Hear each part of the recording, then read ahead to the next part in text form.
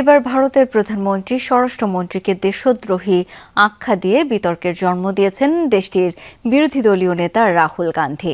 উত্তরপ্রদেশে জনসভায় দেয়া ভাষণে বিজেপি সরকারের বিরুদ্ধে দেশ বিক্রির ষড়যন্ত্রের অভিযোগও তোলেন তিনি।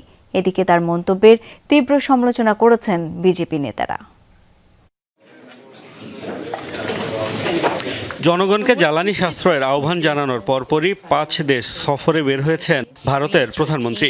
অর্থনৈতিক সংকটের শঙ্কার মুখে নরেন্দ্র মোদীর এই বিদেশ সফর ঘিরে সমালোচনায় মুখর বিরোধী দলীয় নেতা রাহুল গান্ধী।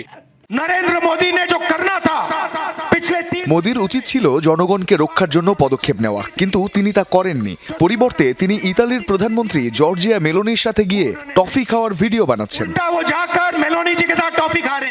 প্রধানমন্ত্রী, স্বরাষ্ট্রমন্ত্রী ও ক্ষমতাসীন দল বিজেপিকে গাদ্দার আখ্যা দিয়েছেন এই কংগ্রেস নেতা। তাদের বিরুদ্ধে দেশ বিক্রির ষড়যন্ত্রের অভিযোগও তুলেছেন তিনি।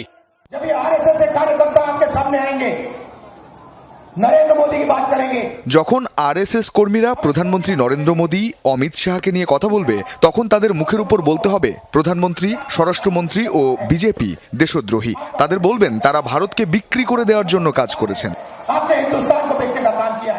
এদিকে প্রধানমন্ত্রীকে গাদ্দার বলায় খেপেছে বিজেপি। দলটির শীর্ষ নেতাদের অভিযোগ, পাকিস্তানের ভাষায় কথা বলেছেন তিনি। তার চিকিৎসা দরকার, নইলে কোনো বিরোধী দলীয় নেতা এমন কথা বলতে পারেন না। তার জ্ঞানের অভাব রয়েছে।